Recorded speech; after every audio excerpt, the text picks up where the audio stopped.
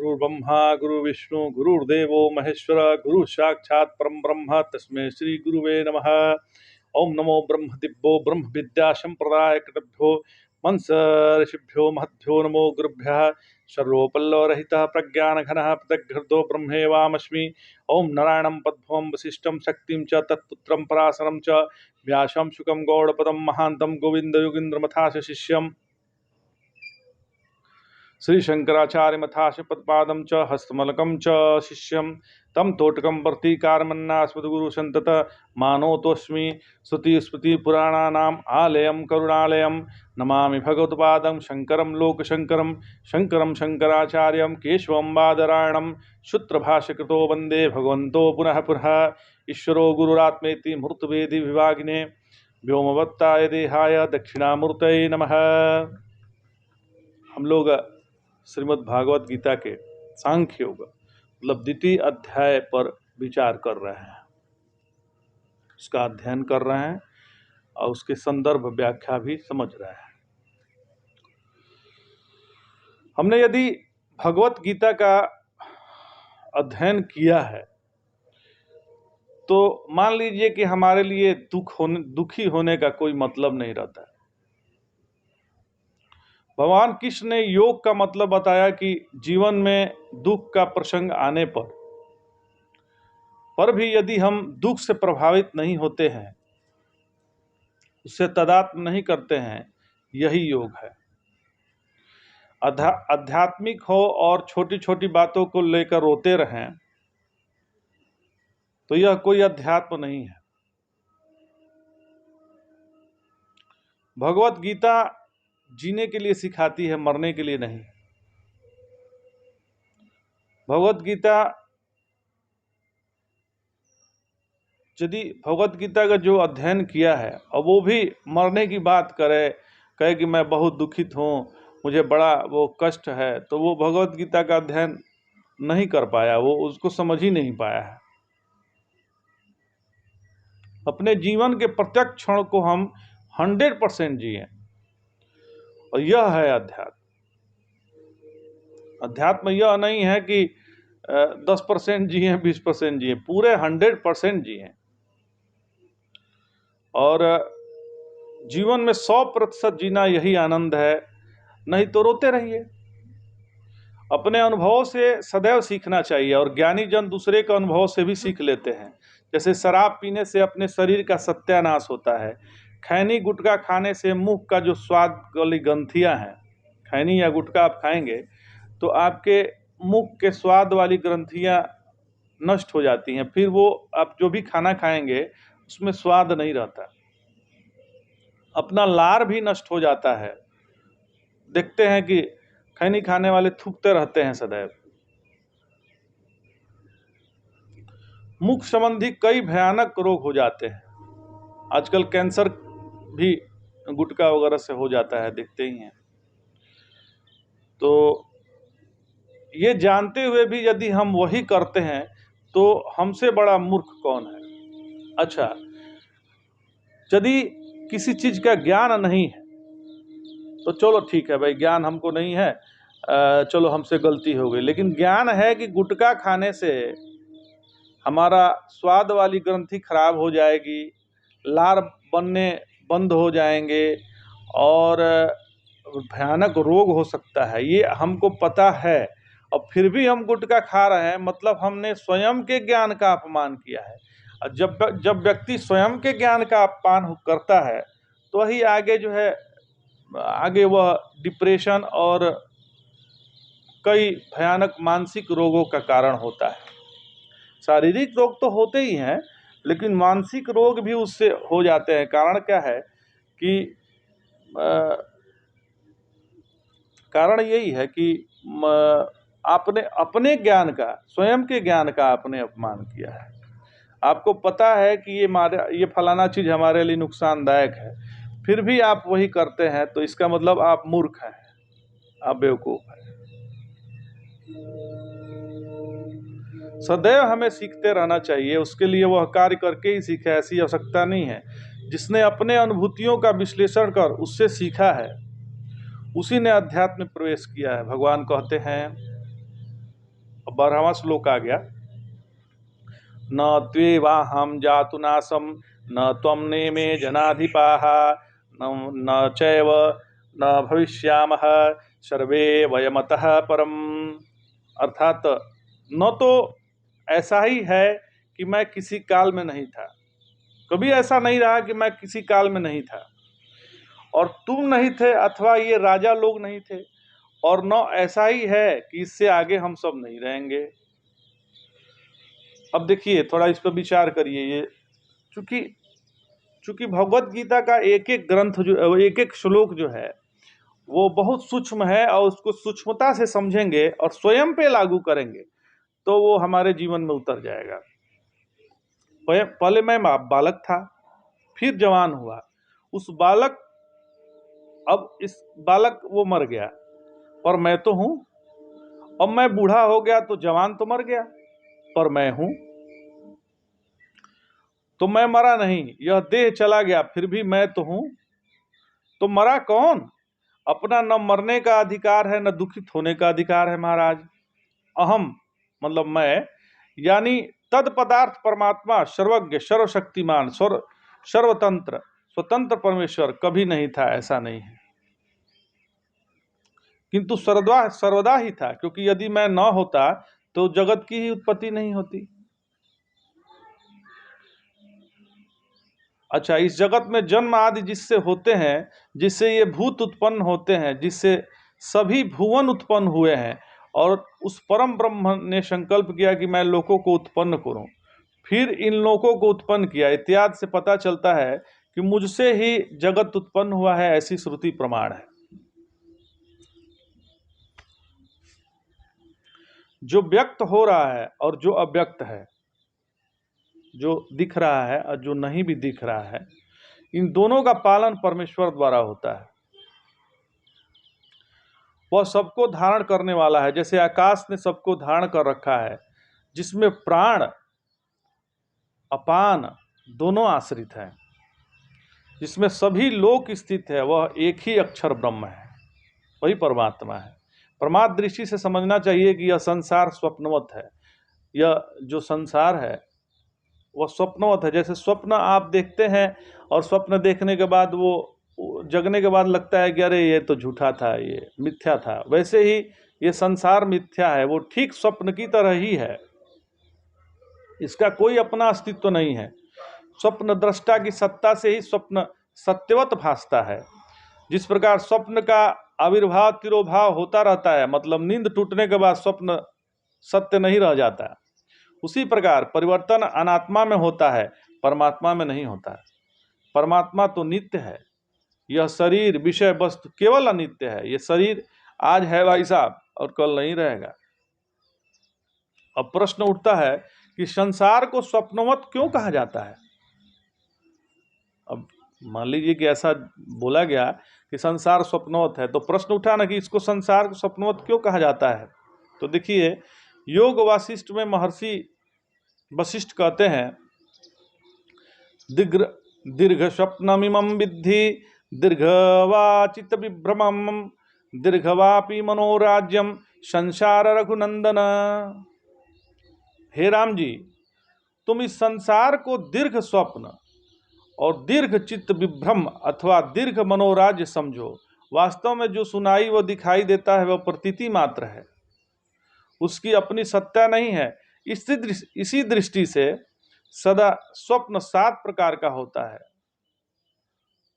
क्या कौन होता है? दुष्टम सुत मनोमीतम पार्थितम कल्पितम तथा भावितम दोषजम चैव स्वप्नम सप्तविधम स्मृतम। देखिए, 7 प्रकार के ये स्वप्न बता रहा है।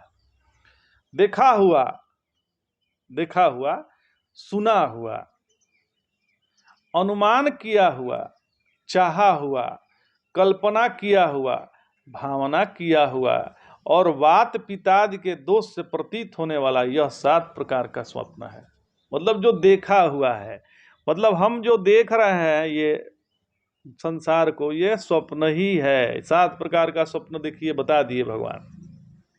इस प्रकार संपूर्ण दृश्य वर्ग स्वप्न ही है, परंतु प्रतीति के समय हम इसे सत्य या जागृत समझते हैं, और प्रतीति न होने पर इसकी स्मृति बनी रहती है, तो इसे स्वप्न मान लेते हैं।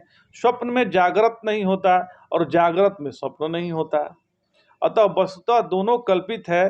जिसे स्वप्न कहे, किसे जागृत, जो इन दोनों को साक्षी है उसी को स्वप्न दृष्टा कहते हैं। वही चेतन है, नित्य है, वह कभी किसी का दृश्य नहीं है। अच्छा देखिए, भगवान कह रहे हैं कि जो दिखाई दे रहा है और जो दिखाई नहीं भी दे रहा है, दोनों ब्रह्म ही है। ब्रह्म ही यह सब है, और मैं तुम ये सब कुछ ब्रह्म के सिवा दूसरा कोई नहीं है। इसीलिए भगवान आगे कहते हैं, देहिनोऽस्मिन् यथा देहे कौमारम यौवनम जरा तथा देहांत प्राप्ति धीर सत्र न मुह्यति। शरीर में स्थित आत्मा के इस देह में जैसे बाल्य, यौवन और जीर्ण शरीर प्राप्त होते हैं, वैसे ही इस स्थूल शरीर को छोड़ने के बाद दूसरा शरीर भी मिल जाता है। अतः विद्वान आत्मा के नित्यत्व में संशय नहीं करते। जो विद्वान है वो ये जानते हैं कि आत्मा नित्य है और उसमें उनका संशय नहीं है। देही तो एक जैसे रहता है, पर देह की स्थिति सदैव बदलती रहती है। पहले बालक थे, फिर यौवनावस्था में आए, फिर बुढ़ापा आ गया, पर देही ज्यों का त्यों है महाराज, उसमें बदलाव नहीं है। मनुष्य का मन किसी भी वस्तु, विषय एवं व्यक्ति के प्रति हमेशा आकर्षक नहीं रह सकता। एक एक स्थिति आई चली गई, पर मतलब स्थिति तो आई, बालपन आया चला गया, तो हम रोए क्या? फिर जवानी चली आई, वो भी चली गई तो हम रोए। फिर बुढ़ापा भी आया, बुढ़ापा भी चला जाएगा, फिर ये शरीर भी चला जाएगा, और शरीर फिर नया भी शरीर मिल जाएगा। फिर किस चीज का मोह? जो अस्थाई है, जो अपना ही नहीं है, जो अनित्य है और वह अचिंत्य है। चिंतन नित्य वस्तु की करनी है, अनित्य तो जाएगा नहीं। अनित्य तो रहने वाला नहीं है, वो तो आज है कल नहीं रहेगा। नित्य तो सदैव है। अब कोई कहता है कोई लौटा दे मेरे बीते हुए दिन, क्या ऐसा संभव है? क्या बालपन लौटेगा? नहीं लौटेगा। फिर किस बात की चिंता है? जिस प्रकार मरुभूमि का बोध होने पर वहां जल की प्रतीति बनी रहती है, परंतु उसमें जल बुद्धि नहीं होती। जानते हैं कि मरुभूमि है, इसमें दूर से जल दिखाई दे रहा है लेकिन जल नहीं है, परंतु उसमें इसलिए जल बुद्धि नहीं होती। इस प्रकार व्यवहार में संसार दिखाई देने पर भी ज्ञान होने पर उसमें सतत तो बुद्धि नहीं रहती। परमार्थ सब श्री सच्चिदानंद ही है, इससे भिन्न कुछ भी नहीं है। अवस्थाएं बदलती रहती हैं पर आत्मा नहीं बदलती। इससे सिद्ध होता है कि परमात्मा अविनाशी है। जैसे घट का मूल मिट्टी ही है, वैसे ही मूल तो ब्रह्म ही है। प्रश्न एक यहाँ पे ऐसा आता है, यहाँ धीर शब्द का क्या अर्थ है? भगवान ने कहा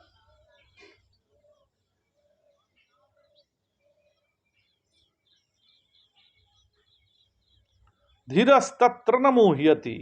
उन्होंने कहा कि धीरस्तत्र न मोहति, तो इसका अर्थ क्या है?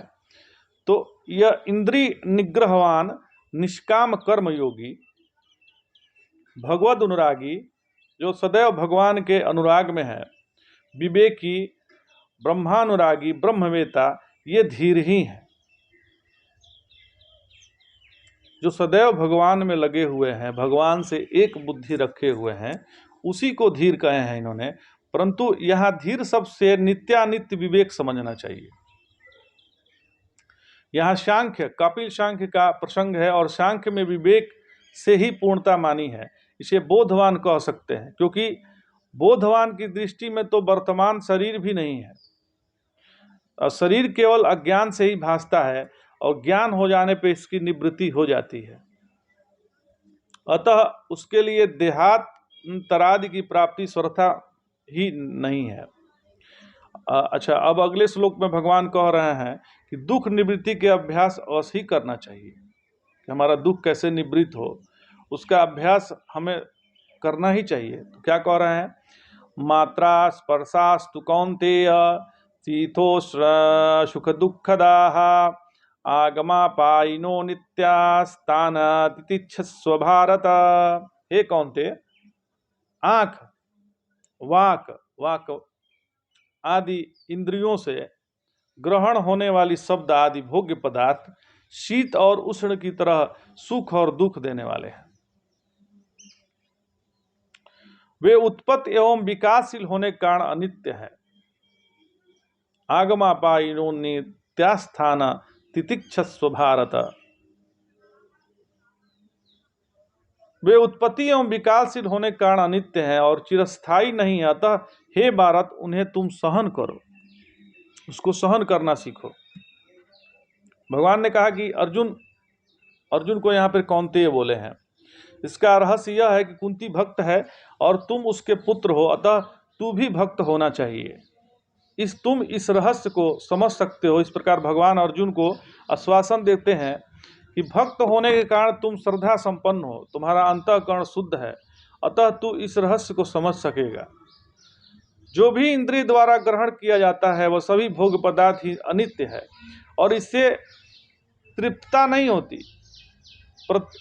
ये प्रतिकूल होकर सुख दुख उत्पन्न करते हैं। इस कानों से प्रिय शब्द सुनने से सुख मिलता है और अप्रिय शब्द के श्रवण करने से दुख होता है। इस प्रकार स्पर्शादि अनुकूल होने पर सुख और प्रतिकूल होने पर दुख होता है। वास्तव में विषय सुख दुख नहीं है, बल्कि अनुकूल होने पर सुख और प्रतिकूल होने पर दुख।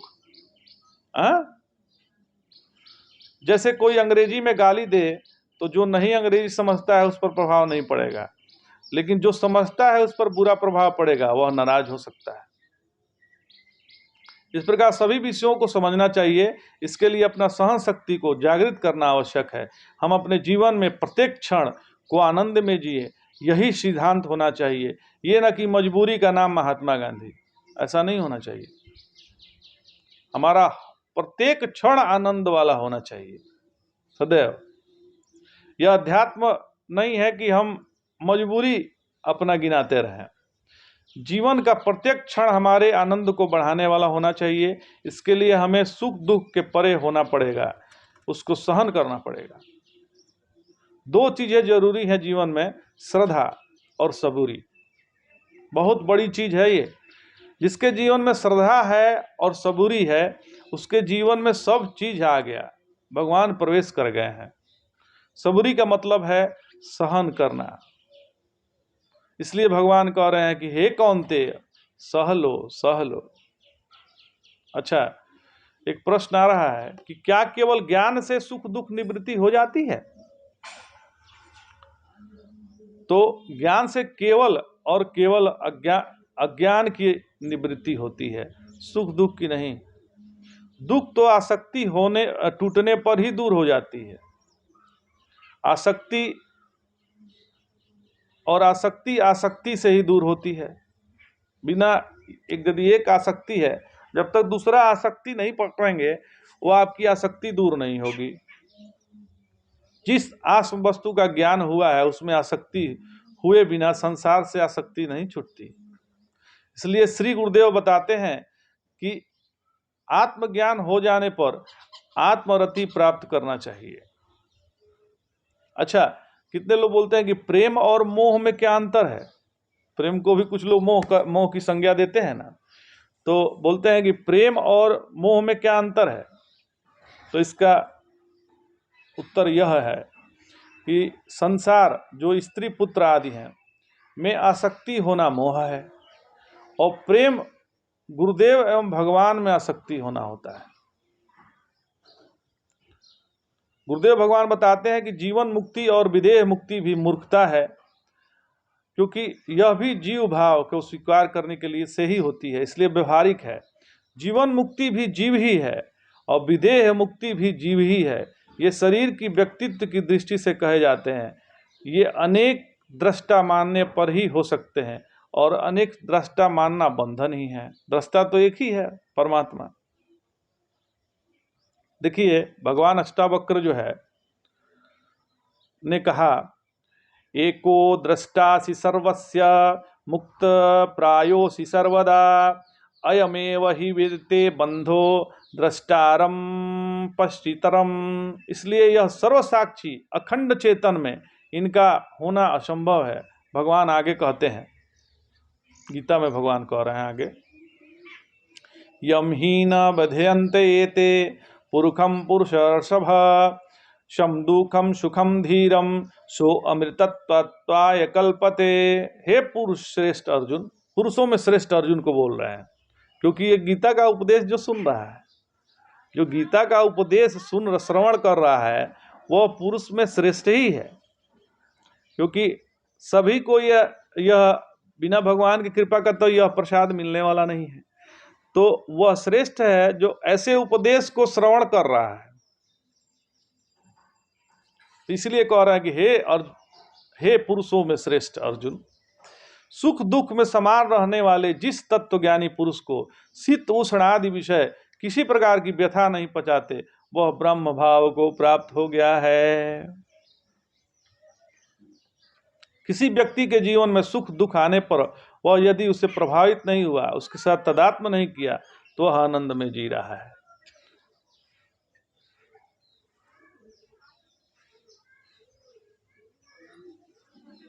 वह आनंद में जी रहा है यदि वह सुख दुख से प्रभावित नहीं हुआ तो। अच्छा, जय शंकर।